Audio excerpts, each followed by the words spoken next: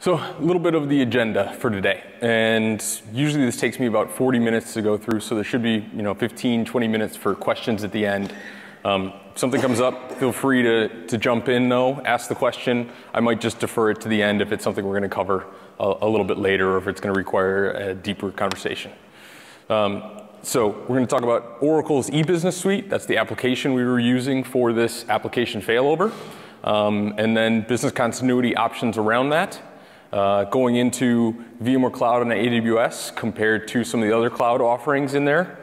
What we actually put together for this failover setup and the demo. Performance numbers and some results in there. And then talk a little bit about License Fortress, which is real-time Oracle software license and compliance monitoring. A solution that we use to really control our Oracle licensing that we've seen a lot of customers really get a lot of value out of. And then conclusion and Q&A. All right, so let's get to it. Again, my name is Dean Bolton. I'm the Chief Architect at VLSS, also co-founder of License Fortress, so I can give both sides of this presentation. I've been doing Oracle work for almost 20 years. Been involved since Oracle Certified Professional since 8i, Oracle Certified Master in 10, 11, 12. Rack certified, Exadata certified, VMware vExpert. I think it just means I spend way too much time on a computer all day. But hopefully it means that I know what I'm talking about, at least technically, and putting this together, and that I can answer any questions that you guys might have around the Oracle solution, the VMware infrastructure underneath it, and then the disaster recovery that we set up in the VMware Cloud on AWS. A little bit about Mike. Fortunately, he couldn't be here. He's been doing Oracle for even longer. I think he started with Oracle 3. He's one of the few people that's a Microsoft MVP, an Oracle ACE, and a VMware vExpert. So he brings a lot of credentials and technical expertise to this as well. He's been involved in this effort and in the development of License Fortress very intimately. Okay, so again, what we did for the application failover here was we're using Oracle's EBusiness suite. VLSS is an Oracle consulting implementation firm, so that's what we do pretty much all day. It made sense for us as our ERP system. If you're not familiar with it, EBusiness is the #2 ERP system out there behind SAP. And generally it runs in a 3-tier architecture. So nowadays everybody's doing everything on the web. The client tier is just your web browser that you connect into the actual application from there. But then you have an application tier. In this case it's a Fusion middleware server or servers that'll be handling the web services, the forms, doing all the concurrent transaction processing, and doing any of the integrations with your external systems.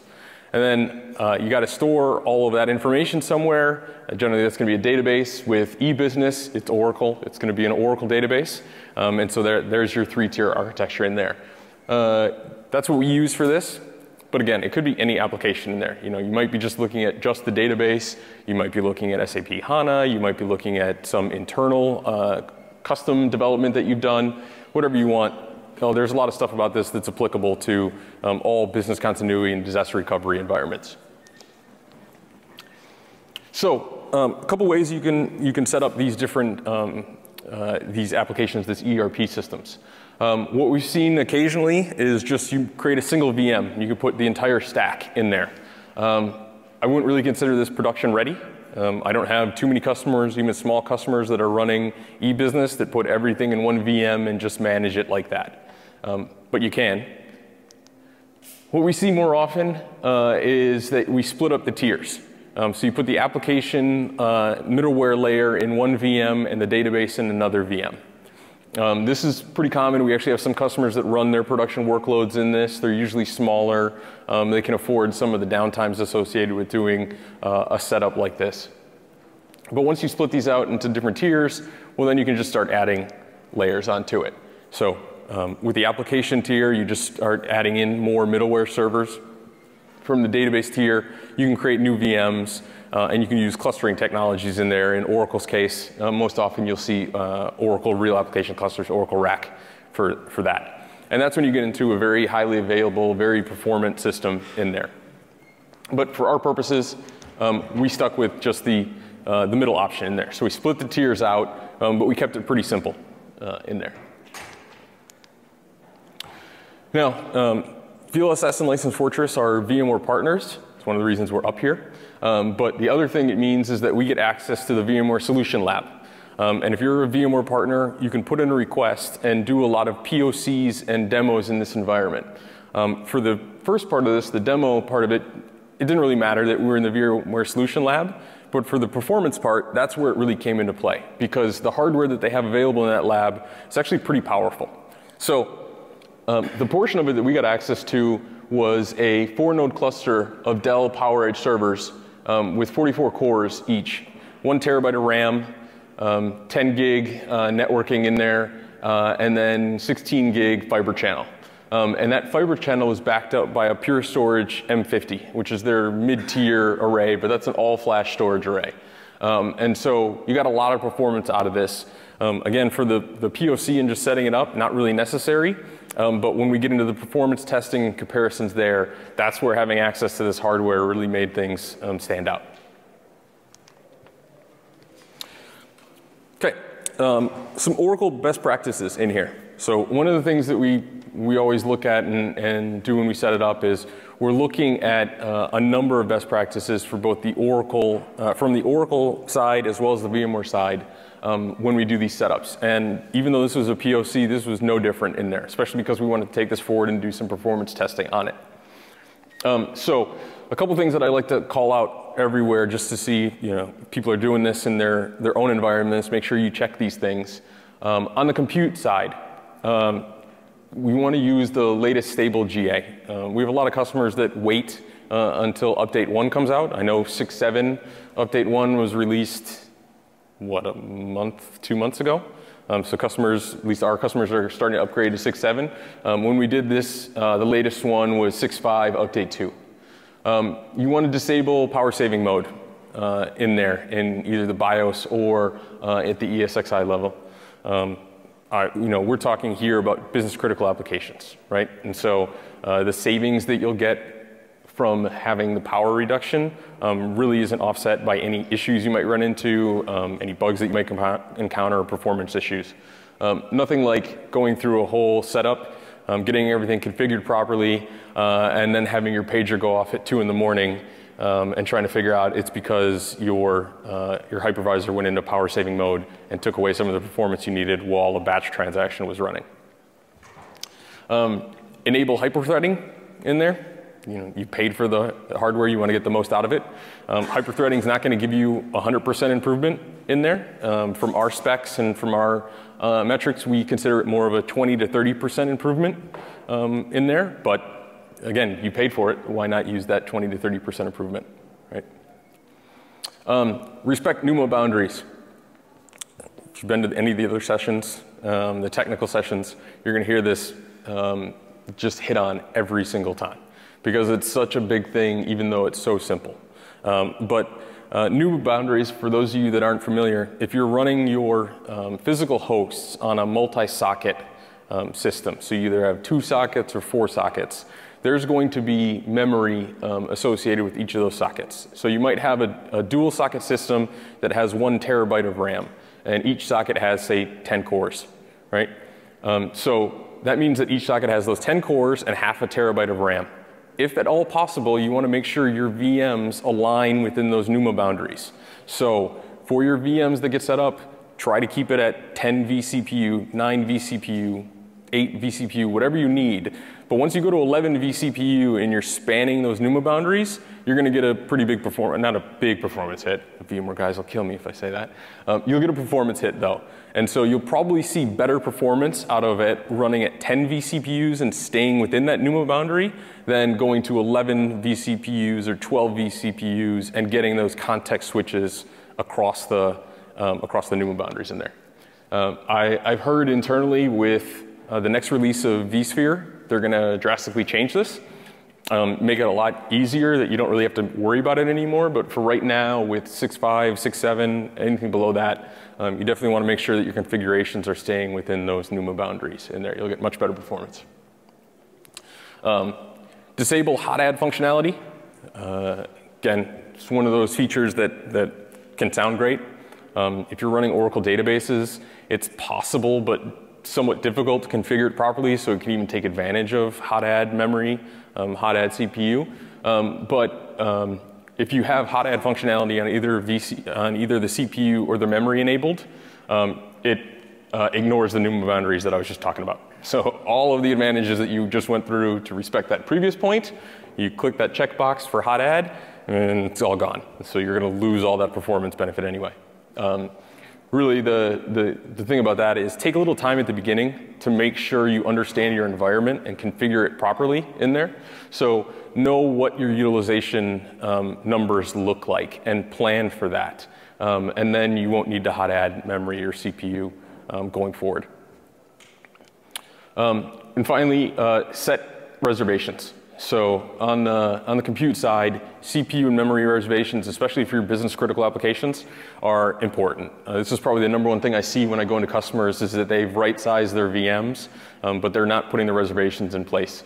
Now, if you're only putting like 1 VM on an ESXi server, okay, fine. You're not going to have too many issues. You might have some issues when HA events occur, but for the most part, you'll be okay. But in general, don't oversubscribe your production environments. Make sure you do the right sizing and put reservations in there to make sure that your environments have the physical hardware that they need to run. Okay. On the storage and network side, pretty standard performance guidelines in there. Enable jumbo frames for iSCSI, NFS, IP-based storage in there. You'll get better performance on that when you go to jumbo frames over the standard ones. Use VBalls if possible. Anybody out there? Everybody familiar with VBalls? Anybody using VBalls? Okay.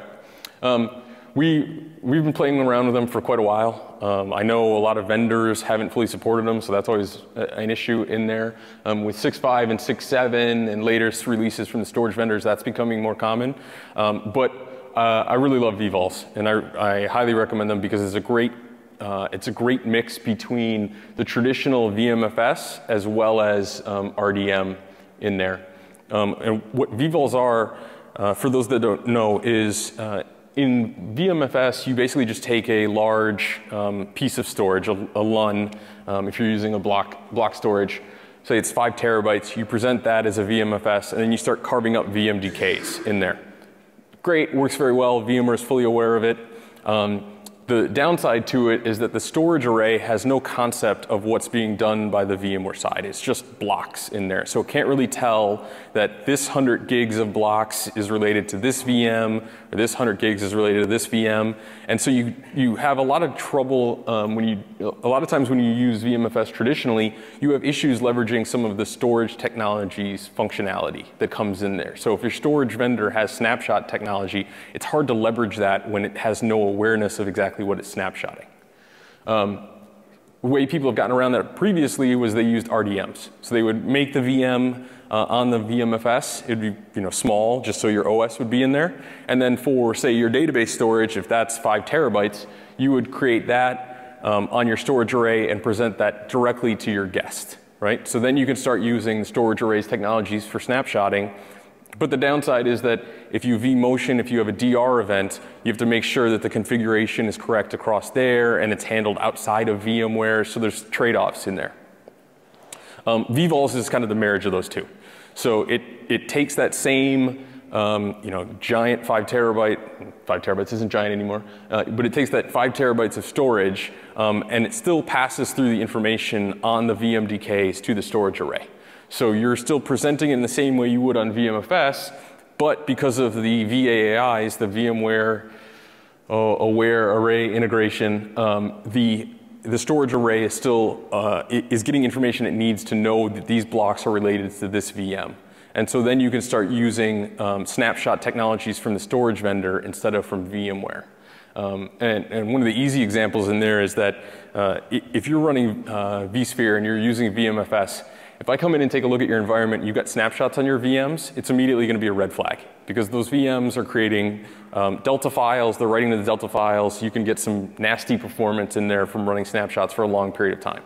If you're running VBalls, that's totally different because those snapshots don't really exist at the VMware level. They're handled by the storage array.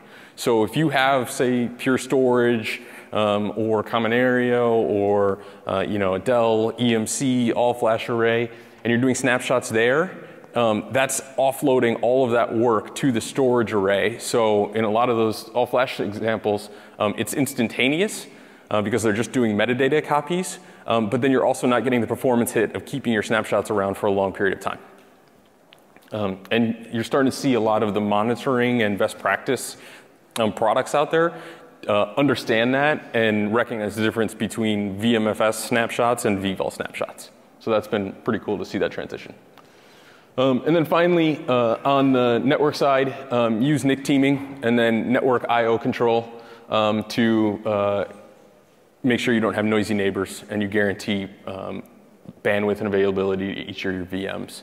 But for us, we recommend that. It's a lot easier than trying to set up your throughput on individual NICs and configure your setup that way. It's just easier to set them all up together with NIC teaming and then use network I/O control. And then on the guest VM guidelines, again, I said it before, but right size your VMs. I run into this all the time where especially DBAs are like, I need a VM that has 128 vCPU and 1 terabyte of memory. And I'm like, okay, can you show me any metrics that support that? Or is it just you think you want that? It's usually always you think you want that. So really take some time, figure it out. Everything works better if you actually take the time up front to right size things as opposed to just going off of you need the biggest available or what you think might be your peak workload without data to actually back that up. Again, within the guests, use huge pages. Sorry, I'm a Linux guy. On Windows, I think that's large pages, right? Okay. We'll go with it, but use whatever the appropriate guest technology is to get better performance out of your memory.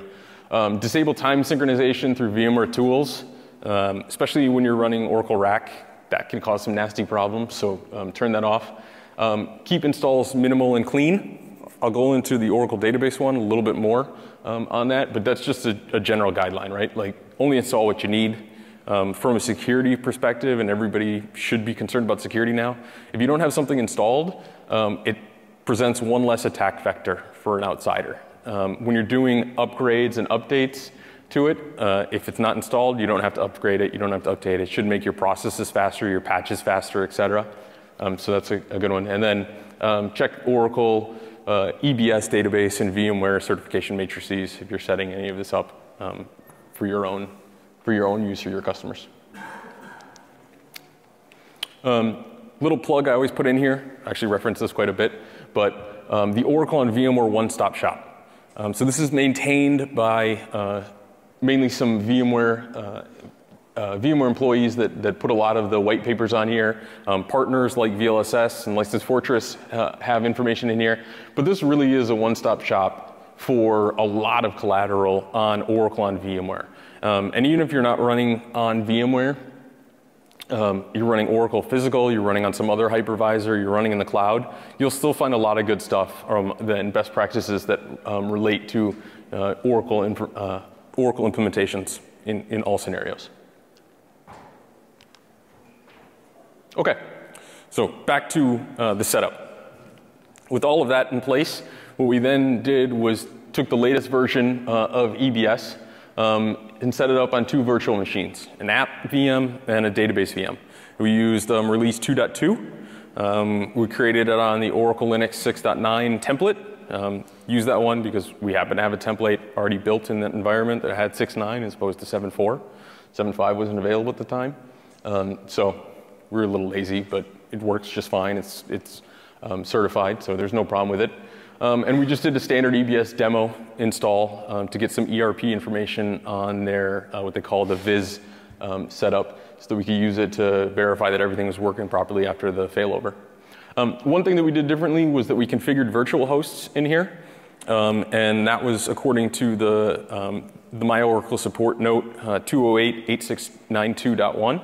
And what virtual hosts are for, especially in this, was to be able to set up the failover without the guest or without the end user knowing which environment they were in. So we were able to, it wasn't transparently failover because it was an actual DR event, but once the system came back up in the VMware Cloud, the end users could connect and they had no idea if they were running on-prem or in the cloud. It was transparent to them, and that was through that virtual host functionality.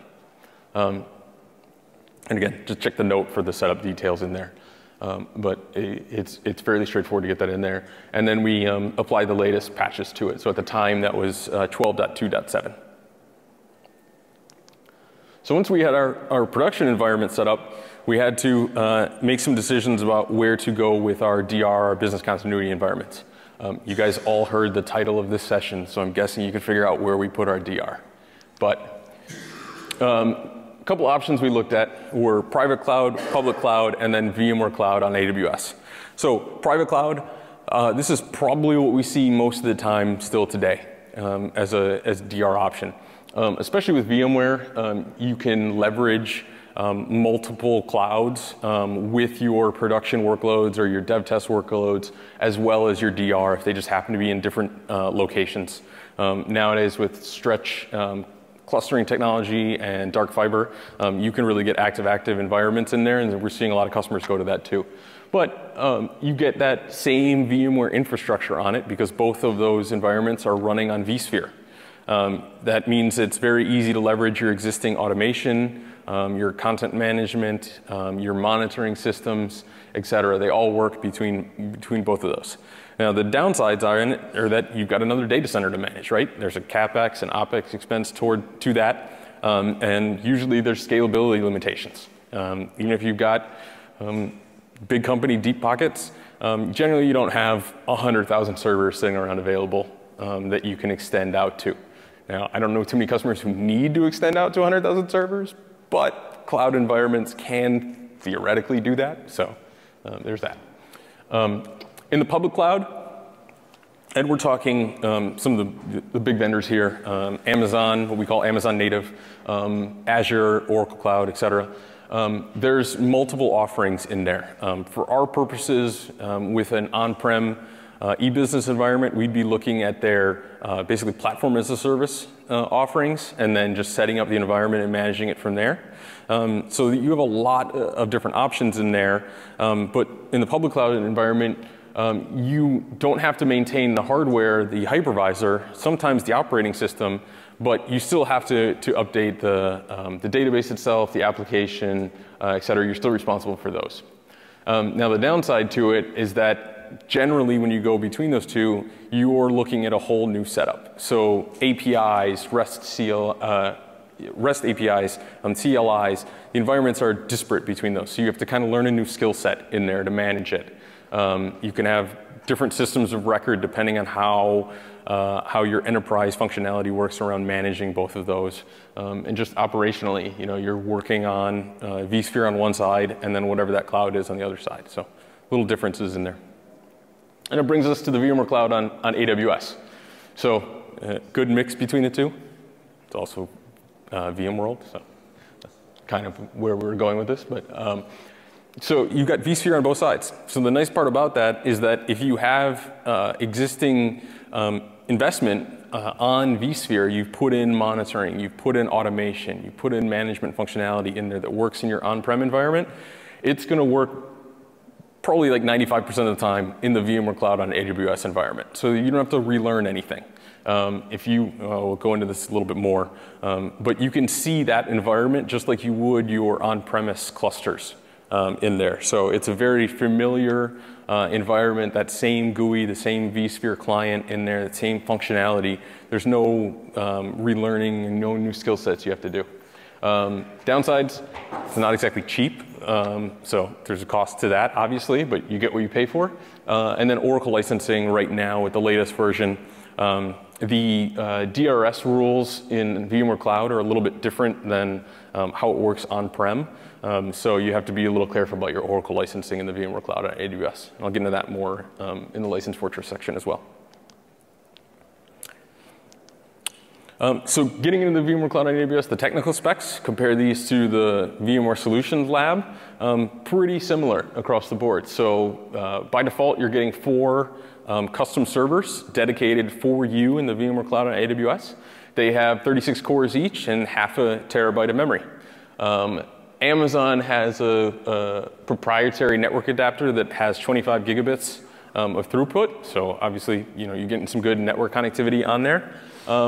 And then, actually, this is the part that really stood out to us, is they're using vSAN in there. So even though you have 4 hosts in a cluster, it's all separate storage, and it's just vSAN that's being presented between those to allow functionality like rack to work and to allow your VMware setup to work in that shared environment. And they're doing that all flash with NVMe devices on giving you 10 terabytes of raw capacity in there. Now, I don't know if you guys have had a chance to play around with NVMe yet, and I'll get into this a little bit, the performance. They're fast. I mean, we were comparing this versus pure storage all flash array, and those NVMe devices in that vSAN are pretty impressive in there. Okay, so the continuity setup, again, this kind of speaks to how familiar and how easy that vSphere transition is because it's built on that same infrastructure. So we were able to use that same Oracle 6.9 template that we had set up for the production environment, and we use that for our DR environment. 2 new VMs set up right away in there. Just right-click, deployed from template, good to go.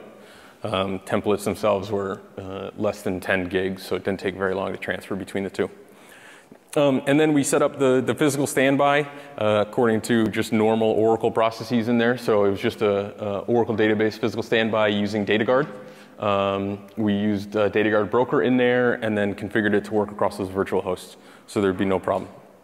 And then for the application layer, again, it was asynchronous on all the options we were looking on. So we had a bunch of different ways we could do it. We ended up just using rsync.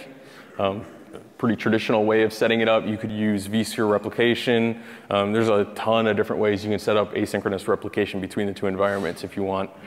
Synchronous replication gets a little different, but it's a file system environment you have to copy. So do you really need, is it changing that much that you need the synchronous replication? And then we tested the switchover and failover. Now, one thing I point out here is the VMware Hybrid Cloud extension. So unfortunately, at the time, we did not have this enabled between the VMware Solution Lab and VMware Cloud on AWS. But if you do, and you need to have Amazon Direct Connect and 250 megabits per second connectivity between the 2.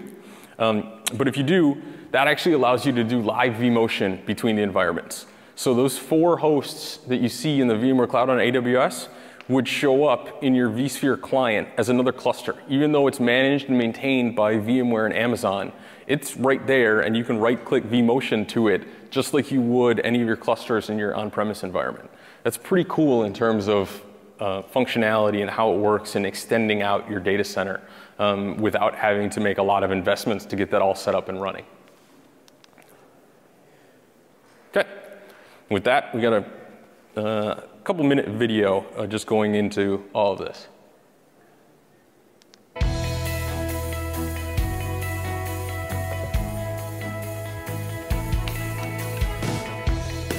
Welcome to this demo, which shows the disaster recovery for a 2-tier Oracle EBS environment, leveraging VMware Cloud on AWS. The primary site for Oracle EBS is an on-premises virtual data center. The disaster recovery site is a VMware Cloud on AWS data center.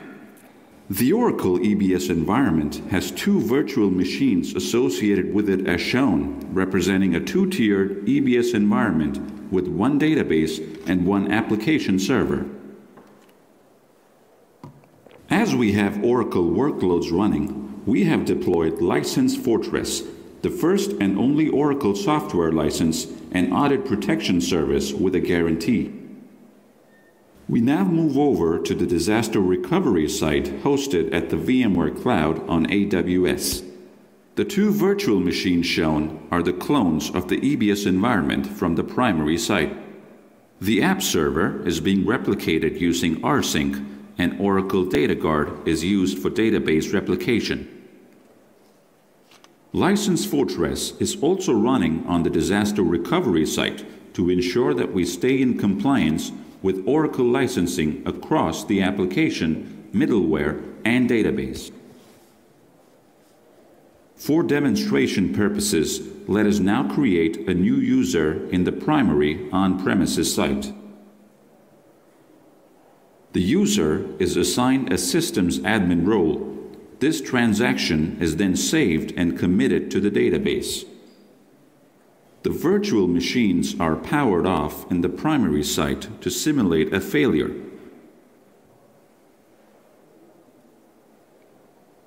The EBS application is no longer reachable as the application in the primary site is now down.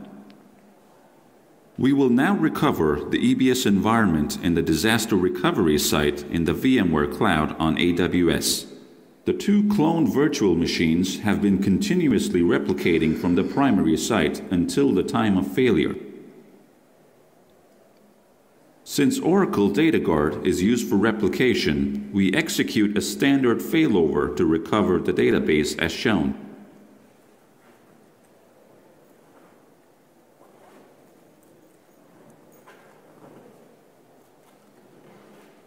The application server components are now being recovered after the database comes up.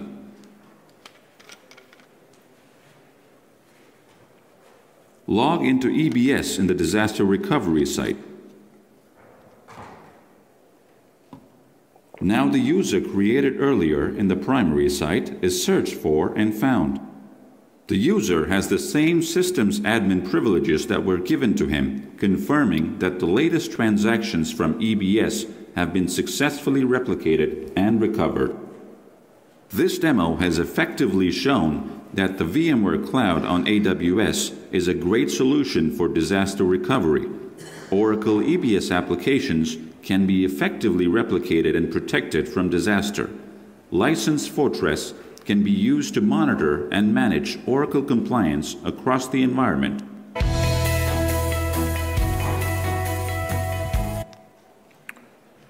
All right, some of the performance results, and it's going to be interesting because it's the exact same slide I used at VMworld US a couple months ago, and we still haven't gotten the results back that we were intending to do by now. So what we're planning on doing still is using Oracle Application Testing Suite, which has been set up in the on-prem environment to do the load testing that integrates with Oracle's EBusiness suite. Just haven't had time to come through with everything and get these results ready for you. There's going to be a white paper, I'll show you a link to it at the end, that will include some of the performance testing, and you guys, anybody who wants to see the results, feel free to take a card. I'd be happy to forward you them as soon as they're available. But a quick anecdote that I alluded to earlier is that when we were setting this up, we actually ran into a kind of quirky EBS installation issue that the on-prem environment, the install wasn't completing as expected. And we do this pretty regularly in terms of setting up POCs. It usually takes us about a day to get a demo environment set up, and we could not figure this out. And so we had reps from the VMware Solutions Lab on the line. We had my guys on the line. We were all trying to figure out this issue. And one of the things we realized was that we have another environment that's totally different, but built on VMware that we use to test this out. So instead of installing it in the VMware Solution Lab to start, we went over to the VMware Cloud on AWS and installed it. And it was pretty much the fastest install we've ever done. Those NVMe devices were amazingly fast, no hiccups in there, and we were able to get that environment installed in the VMware Cloud on AWS in under 2 hours. And then we actually just did the switch over to the on-prem environment, no issues with that, and then we were up and running as if we had completed it the way we originally planned. So it was a lot of performance out of that VMware Cloud on AWS environment, and also just shows kind of how that flexibility can work out to give you some options if you do run into any issues. Okay, so I alluded to it at the beginning, but one of the things we've had in here is mentions of a product and a company called License Fortress. License Fortress is built to really help around the customer problem of Oracle licensing. So what we're seeing is that a lot of vendors aren't just using audits to protect their IP, they're really using it to drive revenue in there. And Oracle is one that we see leading the pack in this. What we see a lot is that Oracle uses what we call FUD, fear, uncertainty, and doubt, to increase those revenues. And some of the things that that we hear a lot from our customers is that Oracle on VMware is expensive. It's not true. Don't let that licensing information, that doubt, that uncertainty, that confusion inform your decisions. I'll get into a little bit more, but choose the right product and license it given your business operations and your budget. Don't let false narratives about how you have to license it really wag the dog on that. Newer VMware versions require more licensing. That's also false. 5.5 went into extended support in September. We still have some customers who are sitting back on 5.5 because they think it costs more if they upgrade to VMware 6.0, 6.5, 6.7 from their Oracle licensing. It's not true. There's nothing in there that says what VMware version you're running on changes how you do your Oracle licensing. And then another one we see a bunch is that OVM is better for licensing than VMware. It's also false. Oracle on VMware, Oracle on OVM is the exact same on all commodity hardware. The one difference would be on engineered systems. You do get a little bit of a difference in there, but that's a slight exception. In the Oracle contract since the late 90s, when they came up with the processor definition, this has been in every contract we've seen, a couple hundred of them over that time frame. Where the processor, which is generally the thing that you need to be concerned of when you're licensing Oracle, at least the core technology, is defined as all processors where the Oracle programs are installed and or running. That's it. So as long as you're making sure you're licensing it based on that, you're fine. How you control those workloads becomes entirely up to you. It doesn't say anything about the hypervisor you're running around. It doesn't say anything about clusters or anything in that. It's just saying that you have to pay for wherever the Oracle programs are installed or running. And so that leads us to this little matrix of how you can do your licensing. And we like to show this to everybody just because I feel like there's a lot of confusion about how you can do your Oracle licensing in there. So from the VMware perspective, you can do what my co-founder Mike Corey has termed galaxy licensing. If you want to license your Oracle workloads to run anywhere you have vSphere installed, go right ahead. You don't have to really worry about management of it. You don't have to really worry about audits in there, but you have to write a very big check to Oracle to do that. But there's alternatives in there, and that was the whole point of those last two slides. If you want to take a dedicated cluster out of your VMware environment and run your Oracle workloads on there, that's totally fine and contractually allowed.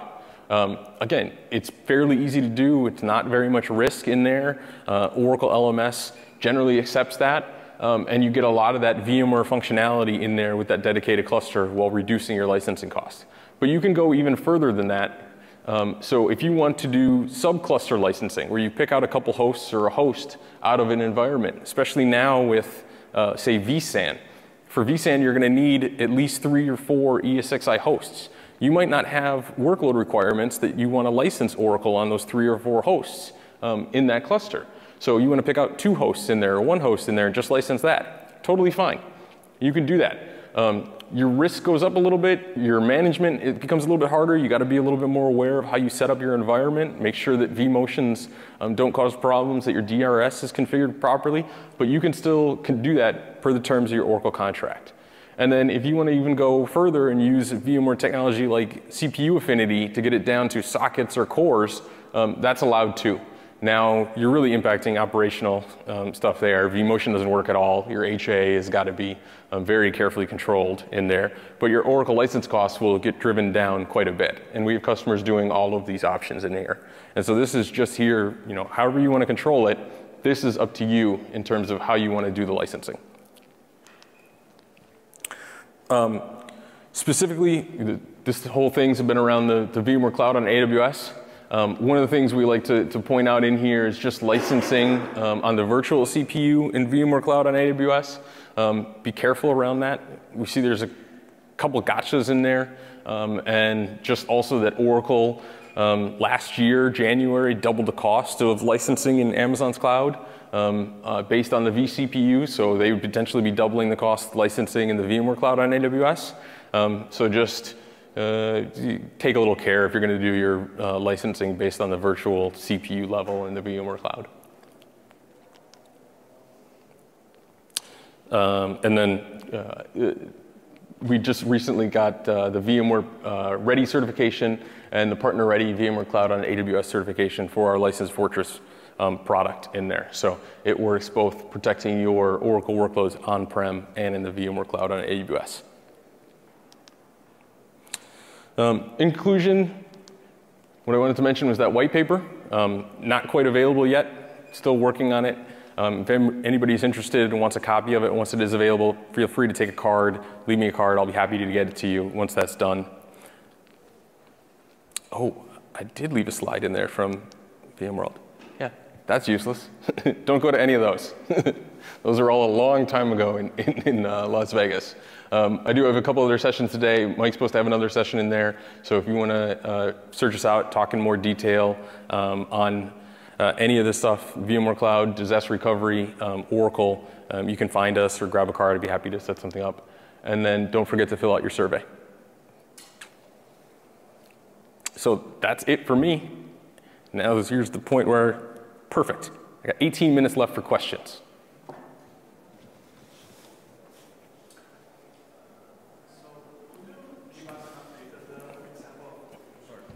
Could you please give us an updated example of Oracle licensing on a simple 3-node cluster in ESX? Sure.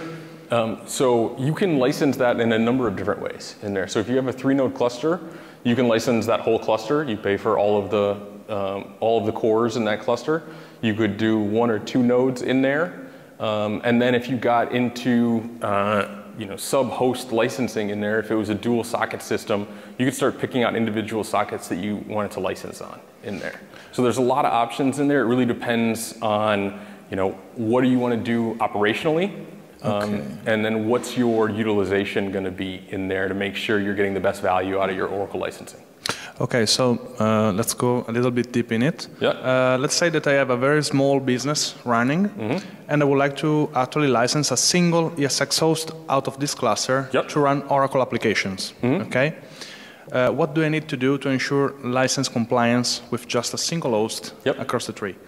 So, I mean, I'm one of the co-founders of the company, so I would say use License Fortress as an option in there. But realistically, what you just have to do is make sure that you're in compliance and you can prove it.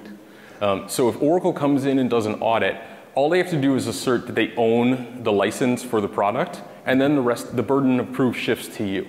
Okay? So what you're going to want to do there is that from a technical standpoint, you want to control those workloads to make sure they stay on one host. So you use VMware's host affinity and anti-affinity rules to make sure that those VMs that are running Oracle stay on that host. Okay. Right? Whenever you have maintenance on that host, you want to make sure you're keeping track of everything that goes on there. So any HA events that happen, you got to make sure that you're tracking the number of days that it's running on a different host, and that's in compliance with your specific contract. And then you'll want to make sure you have very detailed audit records of all of that. With VMware 6.5 and 6.7, their audit logs have changed dramatically. They're fantastic. So if you're sending those to a syslog server, you can mine that information for a lot of great stuff in there. If you're on an older version, 6.0, 5.5, I'd probably be recommending setting up some specific auditing information for keeping track of that. And then with License Fortress, it does kind of all that for you. Okay. Thank you very much. Yep.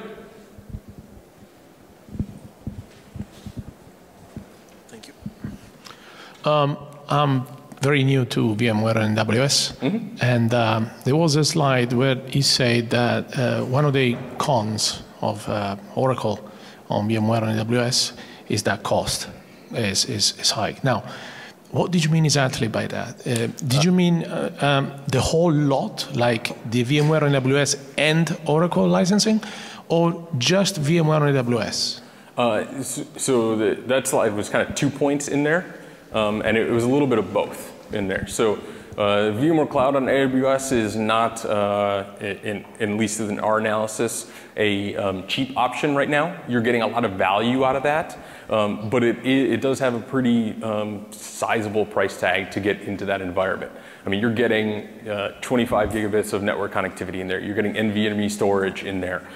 So if you have the workload requirements, not just Oracle, but workload requirements that'll utilize that environment, great. But if you're looking for you know, a DR environment that might not be the latest and greatest that has all the performance in there, then you got to kind of consider the cost on some other alternatives.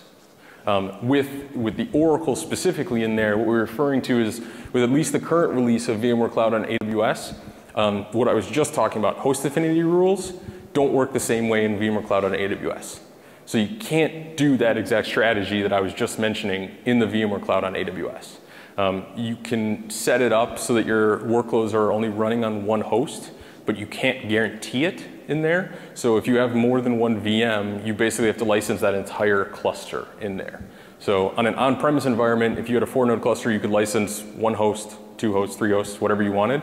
In the VMware Cloud on AWS, for all intents and purposes, you're licensing that whole thing for Oracle if you're running your Oracle workloads in there. I think they're going to fix that in the next couple releases in there and make it so that the rules work the same way. But for right now, there's a little caveat in there that you got to be aware of and careful. Yep.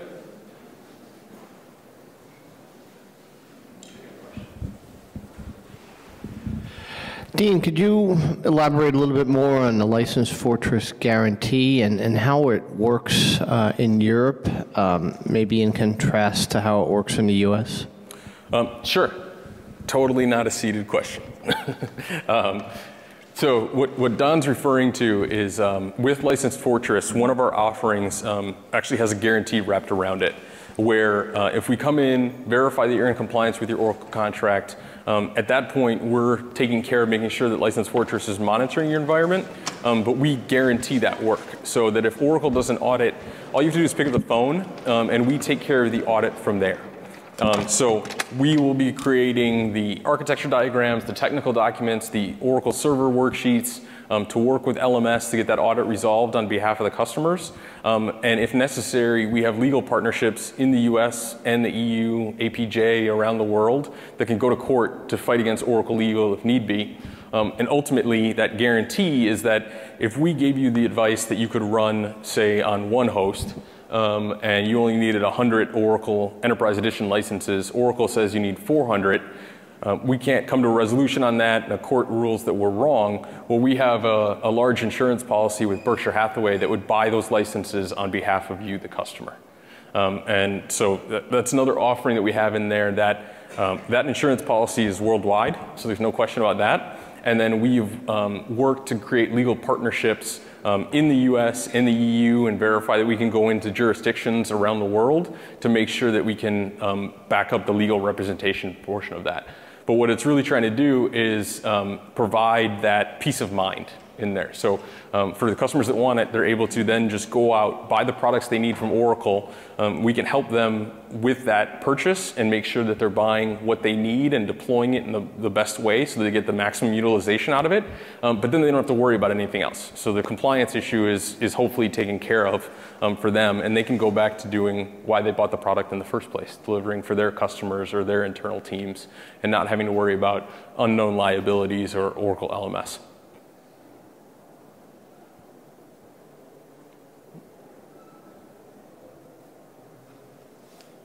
All right. Well, thank you very much for your time today.